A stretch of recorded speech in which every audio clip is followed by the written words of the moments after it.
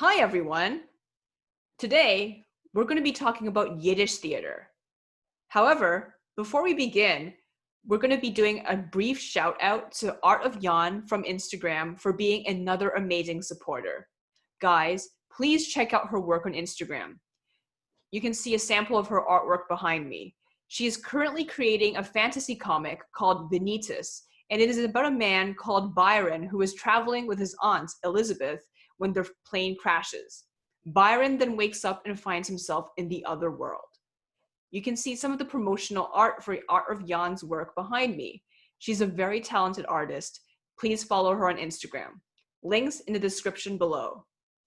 If you want to be featured on the podcast, just like I have done so for Jan just now, you can buy me a coffee for $3 on Ko-Fi.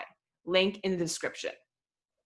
So, this episode, we will be talking about Yiddish theater, what it is, a brief history, and how it went from Eastern Europe to America, and its role in my graphic novel, which is on Tapas, Webtoon, and Patreon, Sam in New York. Hello, welcome, darlings. So here we are enjoying the lights of Broadway, or should we say the Bowery. So tonight's going to be a very exciting episode. If last night's episode had you in the mood for romance, tonight it will have you in the mood for the glitz of the theater, darling.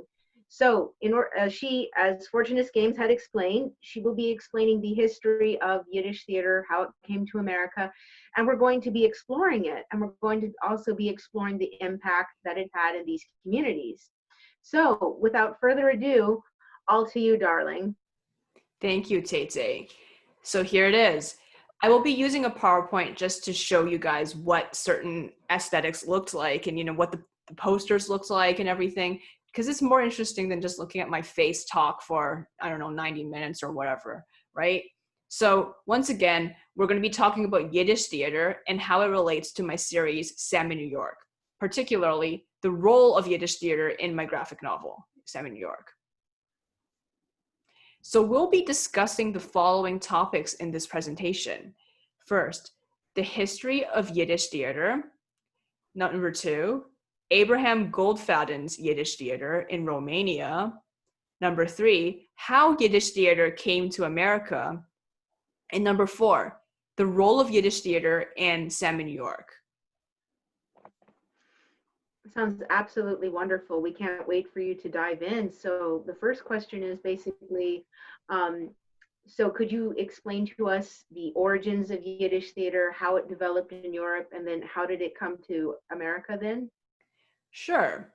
So basically, Yiddish theater first developed basically based on the plays performed during Purim, and basically was also based on the singing of cantors in the synagogues, Jewish secular songs, and dramatic improvisation, and in the 19th century, the Haskalah, which was the Jewish Enlightenment. We've previously discussed in the episodes about Lev and Riza that the Haskalah was basically the Jewish Enlightenment, or basically a secular idea of what it meant to be Jewish, as opposed to a more traditional religious understanding. It was an intellectual movement among the Jews of Central and Eastern Europe, which started in the 18th century, and basically the last stage of it ended around 1881, which resulted in the rise of Jewish nationalism. The Haskalah pursued 2 complementary aims. It sought to preserve Jewish people as a unique collective without assimilation, and worked for a cultural and moral renewal, especially for some of them, a revival of Hebrew for secular purposes. But at the same time, it also strove for an optimal integration of Jews in surrounding societies. So back to the Yiddish theater. Themes in the New York Yiddish theater in particular, as it later went to America, included certain themes, including immigration, integration, poverty, strong ancestral ties, gender roles, love and marriage, and many other themes that people in general just dealt with. What made the Yiddish theater unique in America in particular was how it basically navigated the space between the immigrants and the native born. So basically, it was actually, an example of how an identity can be developed, since, it was brought to America by people from Europe, but then it kind of grew into its own thing and later influenced very American forms of art, such as Hollywood, vaudeville, and Broadway. This is very fascinating, and we can definitely see and feel those influence in media and theater and entertainment today. Exactly. And so let's go back to the very basics. Who created Yiddish theater as we know it today? His name was Abraham Goldfadden, and he was a Romanian Jew. He founded the first Yiddish theater troupe in Iași, Romania in 1876, which later moved to Bucharest. His own career also took him to Imperial Russia, Lemberg in Habsburg, Galicia, which is Lviv in Ukraine, and later on New York City. Goldfadden was actually born in Ukraine, but he spent much of his time in Romania, and he attended a Jewish religious school, but his middle-class family was strongly associated with the Haskalah. So as I previously discussed, the Haskalah did have a large influence on the Yiddish theater and the goals of the Yiddish theater. So, contrary to a lot of what people would expect from the Yiddish theater, since it's an older form of art, from the 18th century, it wasn't actually that explicitly religious. Yes, there were some religious themes covered, and there were a lot of biblical stories that were adapted into plays for the Yiddish theater, but at the same time, there were many Yiddish theater plays and productions that were entirely secular and did not mention religion at all. So Goldfadden himself, his troupe actually began as all male, and they soon hired some actresses, but it remained relatively common, especially in the first few decades of Yiddish theater, for female roles, particularly comic roles, to be played by men. Many early Yiddish theater pieces were constructed around a very standard set of roles. For example, a prima donna, a soubrette, a lover, a comic, a villain or a villainess, an older man and an older woman, and one or two spares. And a musical component would usually range from a single fiddler to an orchestra. This was actually very convenient for the repertory company, especially a traveling one, which many of the original Yiddish theater productions were. They were troupes that traveled. So at the start and very well into the great years of Yiddish theater, the troupes were actually in one degree or another family affairs, with a husband, wife, and often their kids playing in the same troupe. Wow, this is amazing. So in contrast to the family affair kind of Yiddish theater, which dominated the early years of Yiddish theater, there was also the high-end version of Yiddish theater. So for example, there could be one about, the coronation of Solomon, presented on the occasion of the 1881 coronation of Carol I of Romania. And this was described by Jan Gicke as, quote, among the most imposing things that paraded the coronation. And at this time, Goldfadden had acquired costumes specifically for the Romanian National Theater, which he headed at the time. So once he got access to these beautiful costumes, that really added to the pageantry. Wow, this is remarkable. It really shows the, how this drove, I think, and influenced, I think, a lot of other branches of theater as well. Other people who visited Goldfadden's theatrical productions were struck by how beautiful and striking it was. For example, B. Nathanson, a correspondent of the Warsaw-based Jewish newspaper Hamletz, visited Romania in the summer of 1878 and wrote, quote, when a Jew enters a Yiddish theater in Bucharest, he is thunderstruck hearing the Yiddish language in all its splendor and radiance, and called upon Goldfadden to create similar theaters throughout Eastern Europe, in cities such as Balta, Vilna, which was the center of Litvak culture, Berdichev, and Warsaw. Goldfadden's plays ultimately formed a canon of Yiddish theater and were performed continuously for over 50 years. In the theater world, many saw his plays as a kind of Torah from Sinai, and the characters of many of his plays permeated Jewish cultural life over the next several generations. Wow, this is beautiful about the splendor and aesthetics, and I think that's wonderful that a culture could be magnified to such a magnitude of dignity. Mm-hmm. And Goldfadden not only was popular in Romania, as I said, but he also spread to Russia. In Russia, his performances drew large audiences, particularly in what is now known as Ukraine, which is a connection to some other people we'll be talking about later tonight, such as Tomaszewski, a big name in Yiddish theater who is also from Ukraine, and well, Sam's family themselves, who grew up in Ukraine. So Ukraine had a lot of connections to this original Yiddish theater that was established by Goldfadden. Right, So there were right. other people who were inspired by Goldfadden. One of them was Israel Rosenberg, who gave Russia's first professional Yiddish theater performance in Odessa in 1878. Goldfadden himself also came to Odessa, and he pushed Rosenberg's troupe into the provinces, which made it spread even more. And other groups of people, such as Osip Mikhailovich Lerner and Shaikovich, also founded a Yiddish theater at Odessa, which for several years became the capital of Yiddish theater. Wow, that's amazing. Mm-hmm. That's, I guess, how Lev and Riza eventually met. The theater darling always sparks romance in the heart of the young and old. Mm-hmm. So Goldfadden suddenly found that Russia was a more sophisticated ground for, building an audience than Romania. Many Russian Jews were already regular attendees of regular mainstream Russian language theater. And Odessa was a first-rate theater city. So he found a large audience amongst Russian Jews.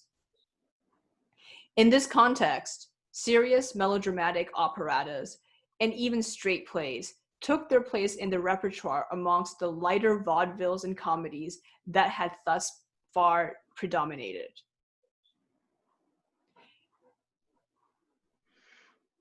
Do you have any questions so far? So far I don't. I mean, I'm just absorbing it all because this is something that is seldom talked about. And when you think about the larger scope of its influence, it's just amazing because, we're sort of seeing how the organization and the use of, using diverse content, like just an array of different plays and different operettas and employing things, like just piecing things together. It's what's really made the magic of modern theater as we know it now. And so I guess the second question would be, how did this all come to America, and how did it influence what we now know as Broadway and further out into Hollywood? Mm-hmm. So what happened after this was that Goldfadden would eventually come to America himself. But what pushed him to go to America was basically the assassination of Tsar Alexander II. After this, a lot of the people in Russia started becoming rather anti-Semitic, and they started fearing that, Jewish people were behind the assassination of Tsar Alexander II, and that they were basically, communist or left-leaning. And there was this huge fear that Goldfadden was using theater to push certain ideas, since he did write a poem about urging his people to, quote, wake up, which caused a lot of people to fear that, he might have been behind the assassination of Tsar Alexander II. What happened was that this ban caused an exodus of Yiddish actors and playwrights to other countries, Poland in particular, where they had more freedom to perform. And Goldfadden basically started thinking of going to other places, such as New York, which he went to in 1887, but he wasn't that successful there, though he did impart some of his techniques to other people there, but he later went back to Ukraine. Right, right. That's so sad to hear, although at the same time, I would say it's sort of fortunate that, these wonderful techniques and, these wonderful ways of presenting theater, the innovation and creativity of it came to America, because I think America probably would have been stuck in like very stale melodrama, like from the 1860s or something, if this hadn't Mm-hmm. happened. Mm-hmm. Right. So Yiddish theater comes to America. Now with Goldfadden's idea of the theater already kind of widespread in Eastern Europe, there were some people who have already trained in, in performing for the Yiddish theater. One of these people was Boris Tomaszewski, who was born in 1868 and died in 1939. He was one of the biggest stars of the Yiddish theater. So he grew up in Ukraine, and in 1881, he emigrated with his family to the United States. And just a year later, while he was still a teenager, he was responsible for the first performance of Yiddish theater in New York City. Wow. We know about Tomaszewski from a number of works that I've already worked on about Sam. Sam really looked up to Tomaszewski growing up. Tomaszewski is only 2 years older than his father, Lev, so he kind of sees him as a father figure in some sense, but like a father figure that's for a different part of his life, because his real father doesn't want him to be involved in the theater. Right. So he kind of sees him as like, oh yeah, he's also from the old world, just like his father is. But then he's like encouraging him. Like he doesn't know him directly, but he's like indirectly encouraging Sam through his works to pursue what he actually wants in life. Oh my gosh, that is so touching. That really is. And, it shows what impact that an art form like theater can have on people, even indirectly. Like even if you do not directly meet that person, their work does create an impact on people. Mm-hmm. So as Sam describes him, he kind of sees Boris Tomaszewski as an immigrant aristocrat. He's someone who holds his head up high, kind of like Lev, and he doesn't allow mainstream society to look down on him. And this is something that Sam really appreciates. He doesn't want to be seen as part of a culture that's marginalized. He wants to be himself and not be, kowtowing to the mainstream. Exactly. And just seeing from the photo alone, I mean, Tomaszewski, I mean, he just has a regality about him. I mean, just this photo alone shows that. And dare I say it, he's definitely a theater bay. Mm-hmm. Yep. And Tomaszewski and his wife did a lot to shape the world of modern theater, Wow. And also Broadway too. Since it was very interesting, but he and his wife gave a start to many actors, composers, and producers who went on to start their own theaters and movie studios. You may recognize some of these names, such as the Gershwin brothers. Whoa, that's amazing. Mm-hmm. That's so monumental, because like you say, Gershwin, you instantly think of, that really great, beautiful birth of American jazz and like Broadway and musical theater and stuff. Mm-hmm. Yeah, but we don't really know Tomaszewski. I think most people can understand and recognize the name of Gershwin, but no one really knows Tomaszewski now. No, and it's a sad thing. Like, if you had not explained this to us, I think myself and many in the audience, many of our members, I don't think we would have known about him. That's such a sad thing that, his legacy is largely unknown to the American public, that owes him and, his family and troops so much to their, what they had created and worked so hard for against all odds, Mm-hmm. So another person who was really big on the Yiddish theater stage was Aaron Lebedev, who was born in 1873 and he died in 1960. He was born in Gomel, Belarus, and he started out playing small roles in Russian theaters in Minsk and other towns. When the Russian troupe fell apart, he went back to Gomel and he took part in an amateur theater and opened a dance club. In 1920, he and his wife went to America, and they were instantly hired for Boris Tomaszewski's National Theater production of Wolf Shumsky's Yavke Molodets. And basically, he was an overnight success. everyone loved Aaron Lebedev in the 1920s. So Oh, Sam, when he was growing up, didn't know about Lebedev. He only knew Tomaszewski because Lebedev hadn't immigrated to America yet. But it's interesting because I think it kind of parallels Sam growing up. Sam starts going to university in 1919. And in 1920, that's when Lebedev arrives in America. So I guess maybe around that time, that's when Sam kind of thinks about breaking out into the theater. And so he would have seen Lebedev at the same time. wow. And that would have been inspirational for Sam to see that, like this other young, inspiring actor become an overnight success, and just the energy of it all. Oh, he's not young. He's actually 3 years younger than Sam's dad. Okay, well, well, I will admit, he looks very, very young and bay in this picture here, though. Yeah, I think he just looks young, but like in reality, okay, let me see. Sam would have been 19, and yeah, I think he would have been like 45. He would not be seen as a fellow young aspiring actor. He would be seen as Yeah, that's true. old by Sam's viewpoint. Oh, yeah, by Sam's viewpoint. Although that said, I will say he is bay. Yep. But yeah, it's amazing though. It is amazing. I can definitely see that regality and dignity. I love that. Mm-hmm. It's awesome. Like props to all this. Mm-hmm. Lebedev was actually very international for someone of his time period.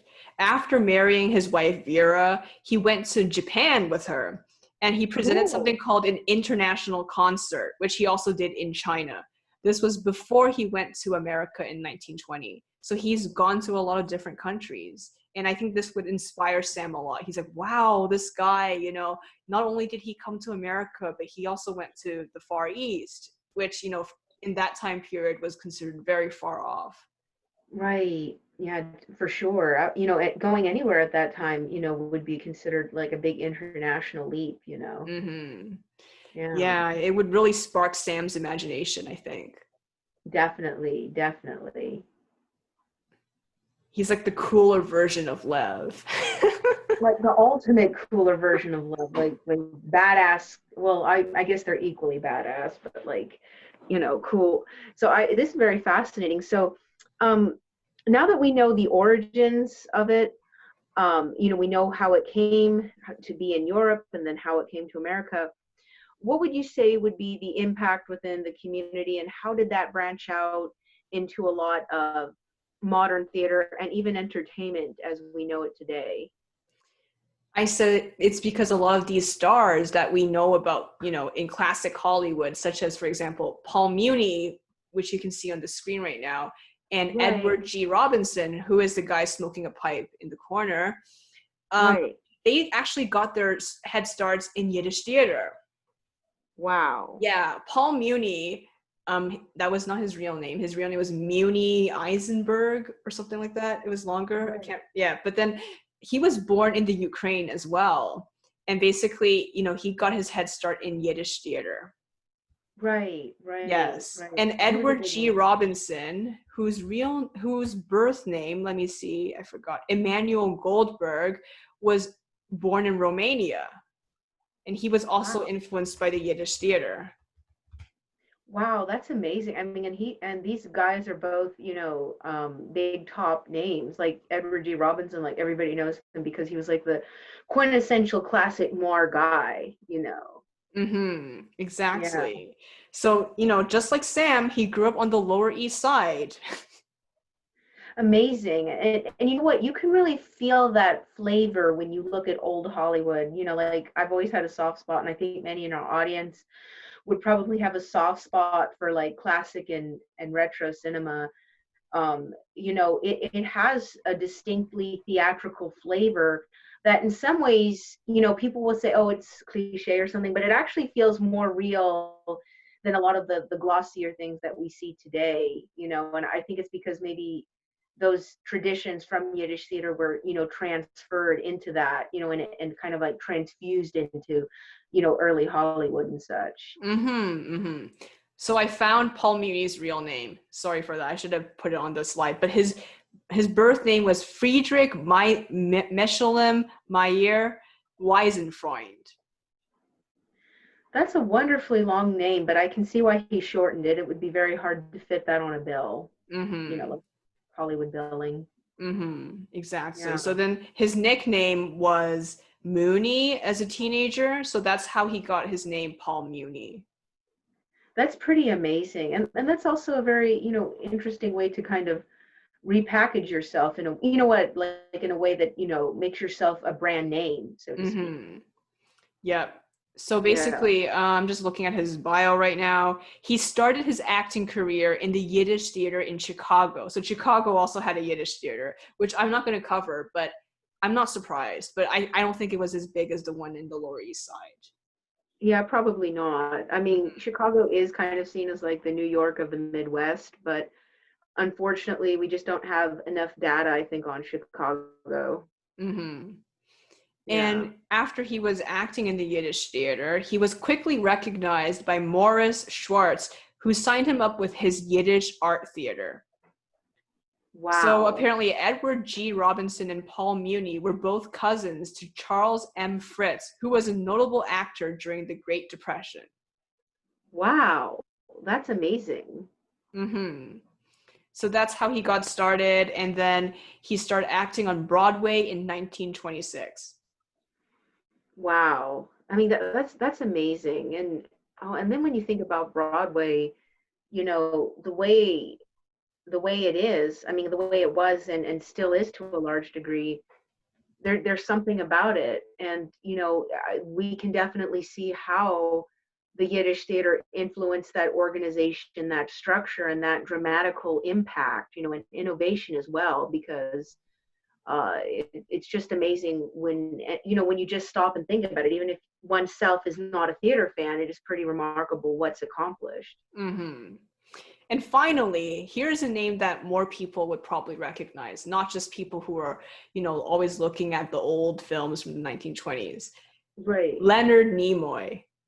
OMG. Oh my gosh, Dr. Spock. Yeah, right? Okay, so he also Oh, got started in Yiddish theater, even though he is of a different generation. He was born in the 30s, I think. So he wasn't born in the 19th century. Yeah, he was born in 1931. While I think Paul Muni and the others were born in like 1890 something. wow. Yeah, that was the most unusual thing, because I would not think Leonard Nimoy would have his start in Yiddish theater, because I mean, usually think of him as a much later generation, and that. So that's pretty amazing. Mm-hmm. Yeah, I mean, he was born in America and he was born in Boston. So while his parents were from Izyaslav, so I guess it's because he's second generation that he was still exposed to it. If he was third generation, I don't think he would have started in Yiddish theater. Right. And that shows the importance of always, you know, if you can expose your children to what is important in your community and things. Mm-hmm, exactly. But yeah, Yeah. he wasn't from New York. He was from Boston. So Boston also had a similar community, but I don't think it was as big as, for example, the Lower East Side. Right, right. I mean, Lower East Side, famous for that, and rightfully so. So this is amazing. I think a lot of fans will be surprised about that. And props to that, because that's so cool. Because ask anybody, whether they're sci-fi or just people who enjoy a good performance, Nimoy Spock was really, just boss. Mm-hmm, exactly. And he said that Yeah.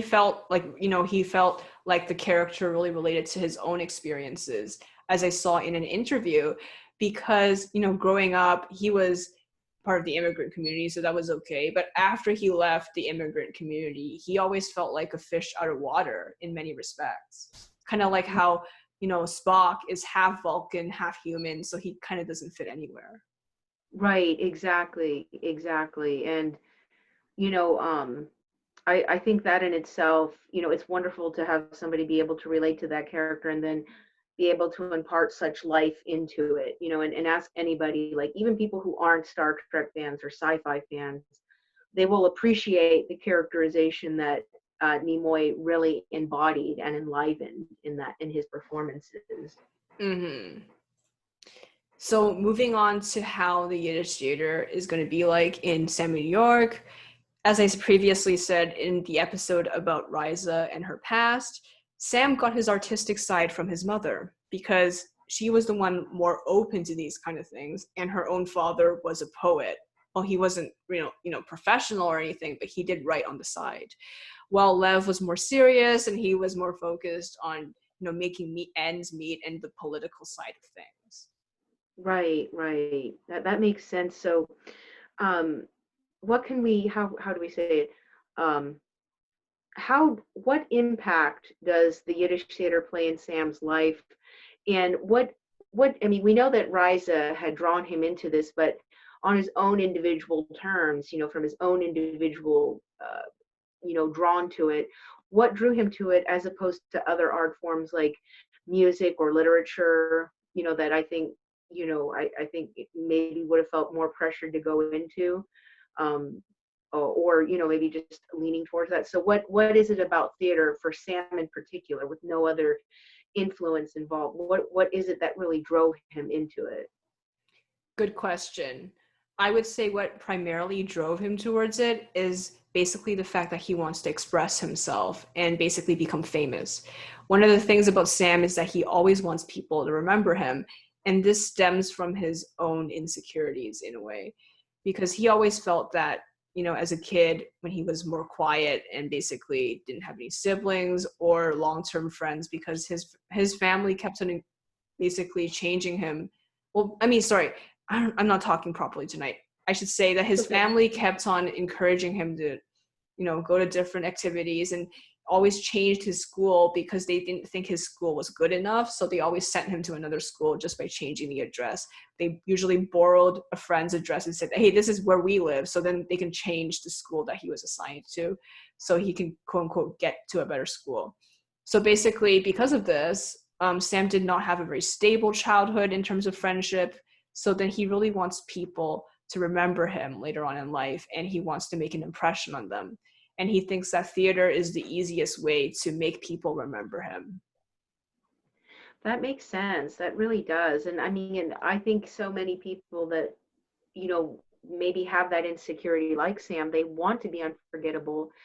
And what better way of expression and just really wowing somebody than through theater? Because, theater is magic, and it is all about, for many, many ways, it's the personality that and presence that you electrify on the stage.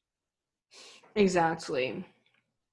And I think he wants to convince himself that he can make this breakthrough, because Sam, he has a lot of insecurities deep inside. Even though he looks very cheerful and he looks very bold, deep inside, he really worries whether he can be successful. He really worries whether he can make an impact in the world. And he fears not being able to meet the standard, as well as not even being able to meet his father's standards, which he rejects. But then what else would he, base his personality on if it's not for the theater or his father's standards?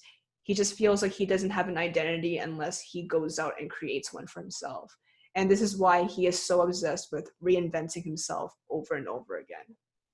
Right. In essence, it's sort of like the intense process of theater itself. When somebody enters in, the acting, I guess one could say it's sort of a nod to like the Stanislavski, I'm probably mispronouncing it, the method acting. Yeah. And he also thinks of acting as a way of understanding himself and other people around him more, because growing up, he didn't really have that many friends, as I said. He was quiet and he didn't have any siblings. He didn't have any cousins. So he was always with his parents, and he notices a lot of things about his parents that he doesn't want to be like, the stubbornness, the disagreements, all of that. He doesn't really want that. So basically he wants to set a role model for himself in a way, because he never really had a positive role model. And a question I would like to pose is there really such a thing as a positive role model, or should you be your own positive role model? Because there is no perfect person in the world that you can look up to. That's true. That's true. I think that's a very thought-provoking question. I think a lot of people need to ask themselves, and maybe they've already answered it, maybe they haven't. And maybe a work like Sam in New York will help them answer that question once they have undergo the journey that Sam's going through too. Mm-hmm. So Sam basically wants to kind of be his own role model. And this is why he likes to, quote, reinvent himself over and over again in Yiddish theater, or any kind of theater, really, because he thinks that by playing different roles, he gets to explore a different side of himself and understand himself and humanity in general better. That makes sense. And that shows the impact of the theater. You know, it goes beyond just um, entertainment, it goes beyond just a diversion. It really shows the power of its art form and that it's just human expression at its rawest form. Like, there's no barrier of like literary eloquence, there's no barrier of musical understanding or paint, artistic understanding. It is just solely raw human expression and emotion conveyed through a person in the most vulnerable way possible on a stage in front of people. Mm-hmm, exactly. And this is the way that he's chosen to understand himself, as opposed to going through the action of going through law school and basically becoming a lawyer, which is what his father wanted him to be. Right. And essentially, I mean, that in itself is it's how to say, it's deadly, it's detrimental to Sam's own desire to express himself, because that it's, not to bash on anybody or any careers or anything, but for Sam, it's just not for him. It's not for him. Mm-hmm. Yeah, it's just not Mm-hmm. for him. You can't really express yourself because it's a standard thing. Mm-hmm. Right. So, what's next? Let's see. What would you like to learn more about the Yiddish theater that we can explore in the future, or maybe now if, I can answer those questions, or would I have to do further research, depending on what you ask? Well, I suppose we'll spin the roulette wheel. I'm really fascinated by this because, as you know, I've always been a theater nut. You know me. You've heard me talk countless nights talking about opera and Broadway. um, but yeah, and of course retro cinema, because I kind of grew up on it, retro cinema, like early Hollywood, because um that we there was like two movie channels when I was growing up. One was called Turner Classic Movies, the other one was called AMC. Of course, AMC is now devolved into a dreadful thing that I don't even know what it is anymore, but they always had a lot of the like 1930s, 1940s, and 1950 movies, and I grew up watching a lot of those, and I had rather enjoyed them. I think as a kid they made a lot more sense to me, and then I kind of saw a little bit of that in the 90s when things made sense. um then like a lot of other, like for example, I could understand like a comedy from the 1930s. I could understand that better as a kid than even now I'm trying to understand the Avengers or something. Mm-hmm, mm-hmm. um Well, the but Avengers are impossible to understand. yeah, they are. I mean, I don't even know like what, I mean, trying to understand the Avengers it's like trying to interpret, I don't know, JoJo's Bizarre Adventure or something. Yeah, it's just too convoluted, you know what I mean? Way too convoluted. And I love the simplicity of early, cinema. I love the elegance of it. There's sort of a dignity with the mannerisms. Um, and I just have a soft spot for it, and the thing is, I've gotten away from it for such a long time. I've forgotten many of the titles and many of the actors and things, like actresses and such, but I'm hoping to get back into that sometime. I have a friend who's actually into it, so he and I are probably going to be talking about that stuff. But yeah, so one thing I guess I wanted to ask, um, was something like method acting, was that something that originated from Yiddish theater, or was that from another branch of theater, and then like maybe the Yiddish theater took that in and made it their own thing?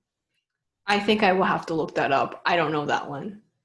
Right, right. Yeah, because I'm not sure. I know it was done by a Polish dude, Stanisławski, I think, Mm-hmm. or Sivlins. I cannot pronounce his name. I can spell it, but I can't pronounce it. Um, but okay, I guess another one would be What you explained some of the elements that have to be, well, not in it, but like, you have a man, a woman, and then your prima donna, your soubrette, villain or villainess, like two random older people, and then some extras. Um, do you feel like that's a storytelling trope that is uniquely Yiddish, or do you feel like you can find that in other branches of theater? Um, like say in opera, because sometimes in opera, there is a little bit something like that. I think it can be definitely found in other types of theater and opera, especially since Yiddish theater did take inspiration from those. Right, right. And it made sense because I saw some of the parallels when you were talking about the certain roles, and certainly early to, I think until like really late 19th century, early 20th century, opera always evolved around, particularly Western opera, like French, Italian opera, Mm-hmm. focused around having those kind of roles. The only ones that I thought broke the roles was Russian opera, but that's a whole other genre to discuss on another term. Um, but I think another thing to ask, what are some of the elements in Yiddish theater that we can see, like say on Broadway today? Like what are some of the elements that, we can still see that, being implemented in a venue like Broadway today? I think we will have to explore that in a separate session because I can go on forever about that. Right, right. So this was, I mean, this we have really undug a treasure trove of so much to explore in here. I think another one would be, um, would you yourself say, like with early Hollywood, do you think that there were a lot of tropes that were borrowed from Yiddish theater, and maybe that's what makes it kind of sort of easier to understand because it's more formulaic, but at the same time, it's original and fun. I think so, definitely. I will have to look deeper into it, but taking into account that so many of these early Hollywood stars were actually people who got started in the Yiddish theater, I'm pretty sure there was a lot of potential crossover and Right, cross-pollination. and cross pollination, sort of a hybrid transfusion, if you will. Mm-hmm, exactly. Right, right. So we do have an understanding of the aesthetics of Yiddish theater, as we've seen in the beautiful photographs that you have provided, which are absolutely stunning. What makes the aesthetics of Yiddish theater different from other theater branches of its time? Like, what were some of the main aesthetics that kind of differed from it The in main Yiddish? aesthetics that were different? Yeah. I think I will have to look deeper into this and prepare for another episode on this because I think we will have to dig deep. And there's some things that I haven't looked into honestly that much because I've been really busy.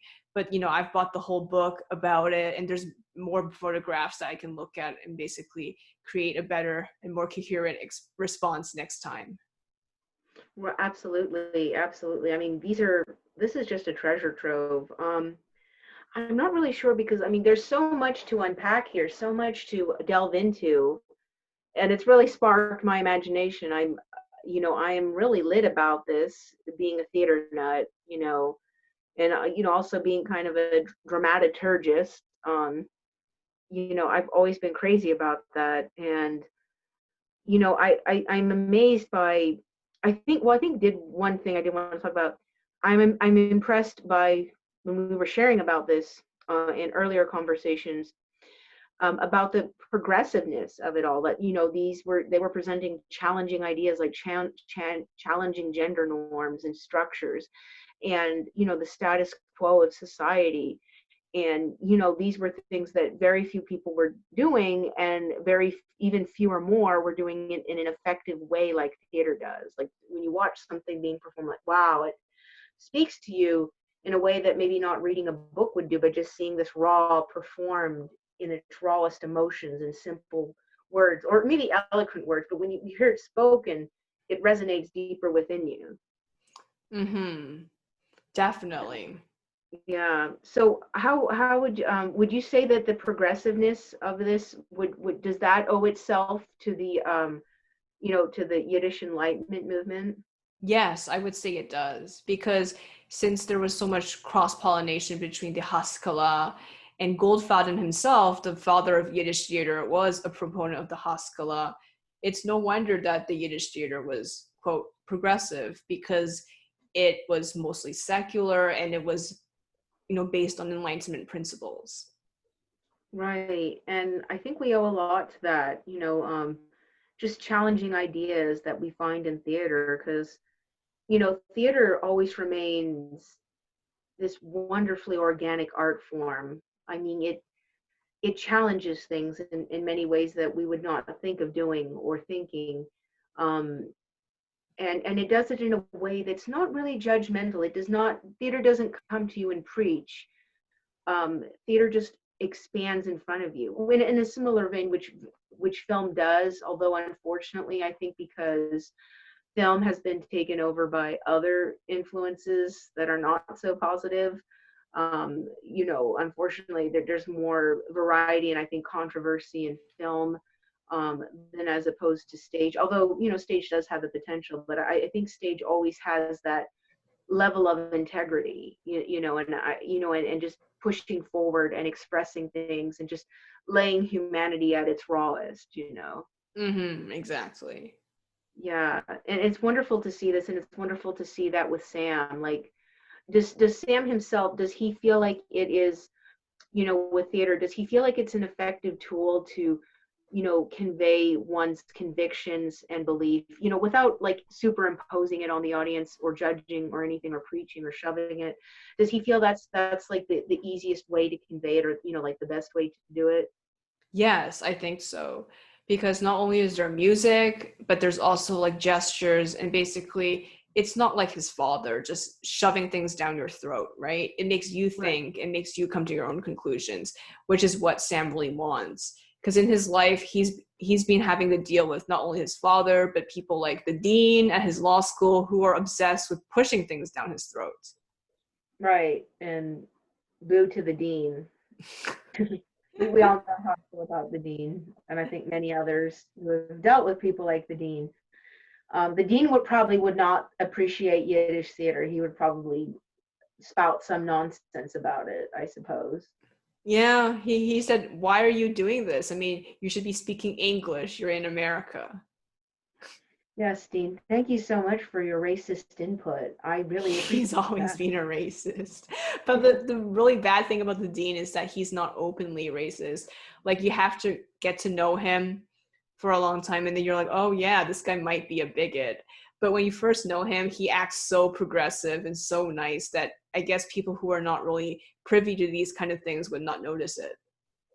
Yeah, you have to watch out for those. It's the subverted races that are the most dangerous, because they don't realize the harm they're doing, and Mm-hmm. ironically, I would have to say I think the dean is like some of the people who have ruined a lot of the film industry.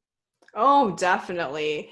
And, Yeah, like, like a lot of the classic Hollywood people, I would have to say that they're not innocent either. For example, Paul exactly. Muni, I know we were just talking about him, but Paul Muni did do Yellowface. He did. Yeah, That he was something did. I kind of wanted to talk about, but I was Yeah, that afraid was to. bad. It was bad of him. Yeah, so like he played a Chinese man, I think, A in The Japanese Good dude. Earth I or think his some name is shit, right? Toyota or something. Yeah, and like, oh, it was like, and there was like a white woman, I forgot her name, but she was also doing Yellowface, and she played his wife. Yeah, and then I think then he played another Eastern Asian person in something. I think it was called The Good Earth, which was a Yes, racist novel. he did, yeah. Because I Racist remember novel. reading this, I watched this video on YouTube talking about how Hollywood has been racist towards people of color for over 100 years. Right, right. Yeah, and that's the thing. That's one of the kind of glaring flaws of early Hollywood, Mm-hmm. is that problem. Not only the different face problems, but not having enough diversity. Of course, now it's a little bit too late. We have the whole controversial thing where the Academy Awards, after what, 90 years, has decided to, oh, maybe we should have diversity. Like, oh wow, it took you 90 years to figure that out. Yeah, it is insane, isn't it? But Yeah. yeah, like back to Paul Muni. Originally they wanted to cast Mae Wong, who is a Chinese American. She was born in Oh my America and she was an actress. And they wanted to cast her opposite Paul Muni's yellow face character. but God. but they didn't want her to be the main character because, you know, there was this unsaid rule in Hollywood that a woman of color can't be a major character. So that's why they got that random white actress. I don't know if she's random, but I don't know her, but she's a white actress who played Paul Muni's character's wife, and she also did Yellowface. So it was two people doing Yellowface, pretending to be Chinese, and I think there that was was the also movie. like then there was the Charlie Chan stuff. Oh yeah, he was a Yellowface character too, right? Yeah, he was. And that, not to mention he had a wife and kids, and that was also yellow face. Oh So no, my gosh.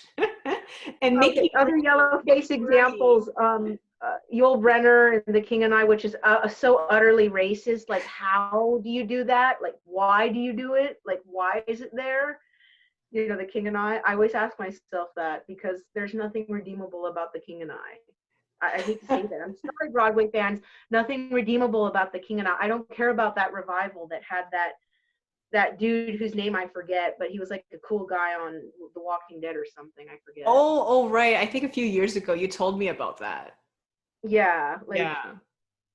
I'm sorry, but that doesn't solve the problem unless you totally erase the content and make the king like a broad, like a human dude instead of a bloody caricature. Exactly. Yeah, there's a lot of problems with these stories. Yeah. Then Hmm. I think there was a musical called Flower Drum Song, which I'm scared to look up. Yeah, I think it's probably some Orientalist thing, right? And I think there was Yeah, it probably is. Yellowface too.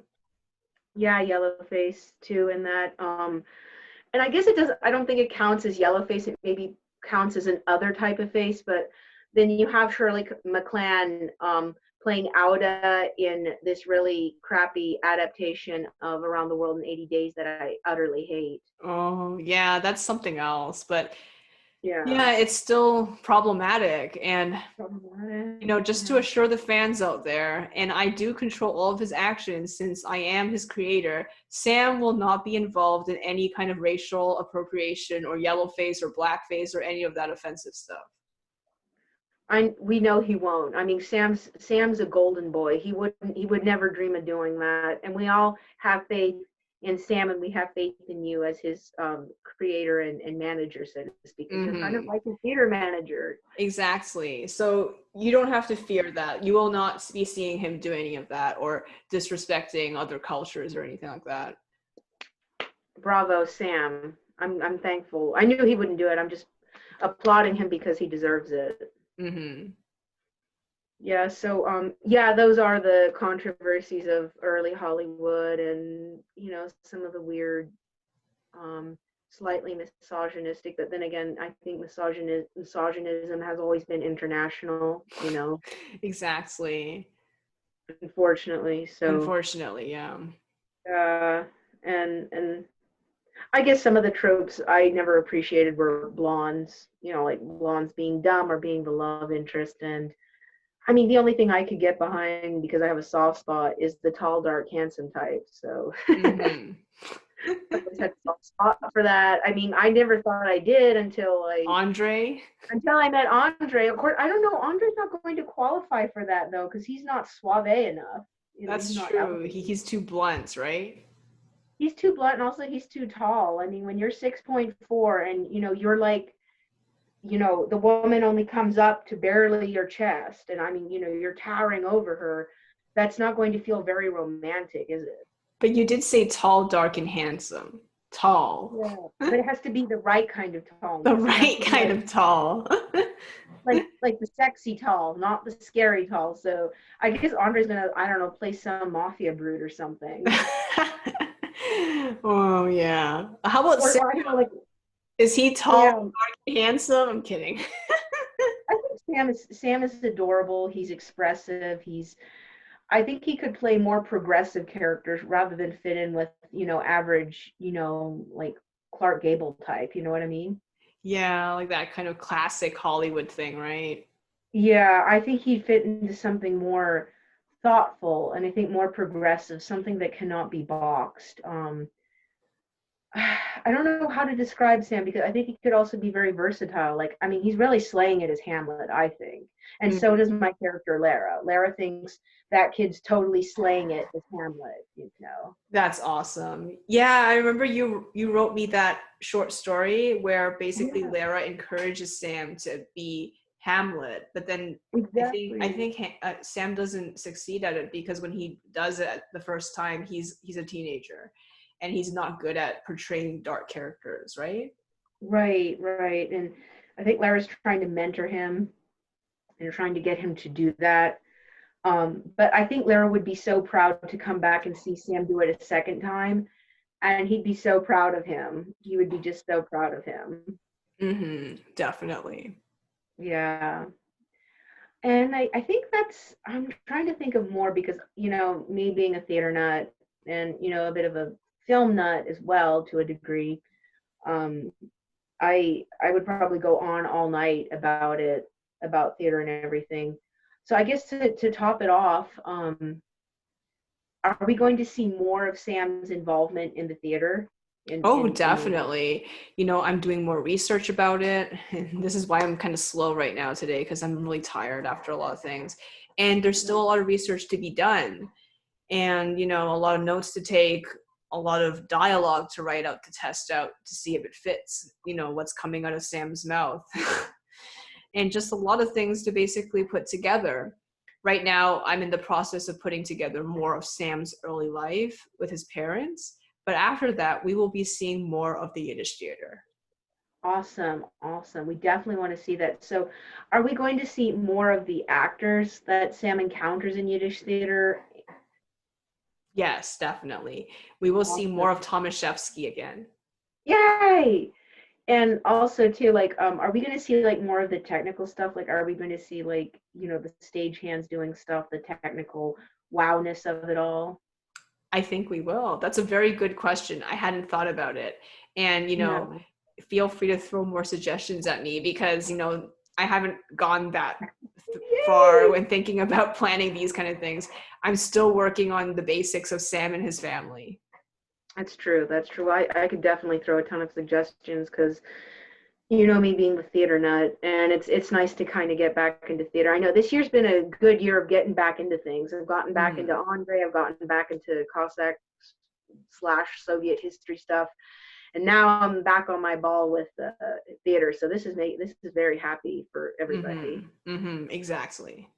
Yeah. So I guess one more question: what other roles does Sam want to take on? Like, you know, I mean, are there going to be more like leaning towards Yiddish adaptations of Shakespeare, or will it be more like traditional Yiddish roles that we'll be able to see that a lot of people haven't seen?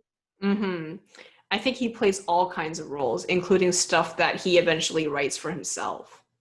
Wow, I cannot wait to see that because I'd Mm-hmm. love to see how Sam invents himself and injects Mm-hmm. himself into these Exactly. characters. There's a reason why he calls it reinventing himself, because he literally reinvents himself by writing himself into different stories. I think he also is interested in giving, like, you know, showing the public eye stories that previously no one really felt interested in learning about. For example, just the daily life of a young guy growing up with demanding fathers. Right. Oh my gosh. I would love to see that because that hits home. It hits home especially to him and I think a lot of people. Mm-hmm. So he Yeah. might also make this thing that's totally non-Yiddish, but in Yiddish, if that makes any sense. He could write a story about, you know, an Italian guy growing up on the Lower East Side that he knows very well in real life. And he runs a restaurant and he deals with a lot of family issues. But it's in Yiddish because he It's wants in to Yiddish. expose it to a different crowd of people. Like, you know, hey, you know, this Oh. is also happening on the Lower East Side, but in a different community. But he lives in our community, so let's work together or something like that. Exactly. Community unity. We need more of that. And props to that too, Sam. Props to that, Mm-hmm. man. He might do Props also to like that. some left wing stuff since, you know, due to his father's influence about factory workers and how they've been, you know, unfortunately abused by a lot of people, and maybe something about them standing up to their oppressors. Go on, Sam. We need more of that. We need more of that. Just not on Labor Day. We need that. Hmm. We need Labor that. Day is God, just tokenism.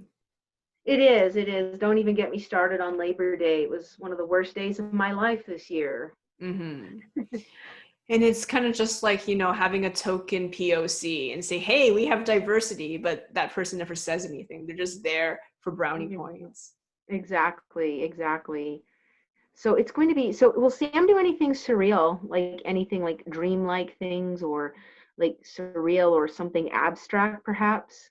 Yes, he will. I was thinking, even really a long time ago when I was first thinking about Sam, he's actually a little bit inspired by Nijinsky. Oh, awesome. Then he and Lara are going to have so much to talk Yeah, about. they're going to have so much fun because you know how Sam likes to fancy himself like a really attractive guy and quote unquote God's gift to women, right? Amen. Amen. To quote Hosier, amen. Yeah, exactly. So like he might, he knows that he's probably not as attractive or, as athletic or, as thin as Nijinsky was, but he might just kind of dress up as the fawn, just kind of like to parody himself, or I I don't even want know. this. Like sometimes he's very like he's not very self-referential. Like he kind of pokes fun at himself. I love it though. I want to see him as the Fawn. I want to see him in a lot of Nijinsky's roles. I want to see Sam Reen, like maybe try to, I don't know, try to do a pull of Valentino, which would be very sexy. He will. He actually always thought he was going to be the next Valentino, but he injects a little Oh, bit of silliness into it. Like he doesn't take himself entirely seriously, and it's kind of, like I said again, kind of self-mocking. so kind of like a hybrid between Valentino and Buster Keaton, because I always thought Buster Keaton was kind of bae. Mm-hmm. So he's You not know, entirely serious. So this is another reason why he can't be the tall, dark, and handsome, because that trope is mostly for serious characters. that's true. That's true. So yeah, it's I mean, he and can be serious. He can be serious because when he plays Hamlet, he's serious. But then when he's making up these roles for himself, I would say most of them are not serious. Like they're kind of like mocking himself or society or some aspect of society that he finds kind of repugnant or, hypocritical. right, right. And that makes sense. That makes sense. So it's going to be interesting to see these developments. And also, does Sam ever? So Sam creates roles. So he gets involved in playwriting then? Yes, he does. That's amazing. I want to see how he does that, and what he creates. That in itself is just whoa. Like wow. Mm-hmm. I mean, I'm literally wowing. Like I'm not kidding. I'm wowing because there's something about so powerful a thing of a play. It's so Mm-hmm. powerful. Mm-hmm. You know how there Yeah. was a play called The Melting Pot? I think Sam kind of writes like the antithesis of The Melting Pot. There you go, boy. Always challenge. Always remain that iconoclastic. Mm-hmm. Because he doesn't like it. He's like, why is this play still getting performed? Why don't I do something that's the opposite of it? Because I don't like it. I don't like the ideas that's being pushed. No, no, don't, Sam. Don't go into the melting pot. Destroy that pot. We should never be melted. Yeah, like turn over the melting pot. Like maybe he kind of creates this role where he, the main character, literally there's a pot in the middle of the stage and he turns it over.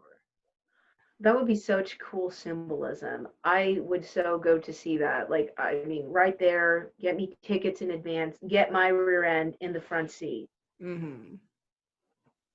But yeah, this has been so wonderful. It is so wonderful to talk about the theater. It's been so wonderful to talk about the impact it's had on Sam's life and what we, as many theater nuts, particularly in the US, owe to Yiddish theater and its innovations and its strengths and its its beauty and crystal clear enlightenment. We owe so much that yet we don't know about these. So many don't. Unless you're a real avid deep digging theater researcher. Most average theater people, like even myself, didn't know about the origins of Yiddish theater and what its contributions and impact it had. Mm-hmm. Exactly. Yeah, so this has been a very fascinating conversation.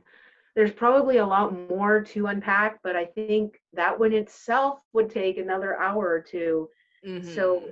I cannot think of anything else that would not require an hour-long discussion and just me rambling about theater. So I think that is all I can say for tonight, but I am wowed, and I think the audience is genuinely wowed. So, I know I myself have feel very excited, like I've just witnessed a wonderful theatrical performance, and I thank you for that so very, very, very much. Thank you so much. And guys, I apologize for sounding so groggy and tired today and just kind of stuttering through some sentences because I've been just really tired because of work. So that's one of the reasons why I had some trouble piecing together some sentences. That's all right. You did a wonderful job, and thank you. And thank you so much for this. And hopefully, in the next session, part 2, we will discuss more of this awesomeness. All right. Thank you. Thank you. Bye. Bye. Bye.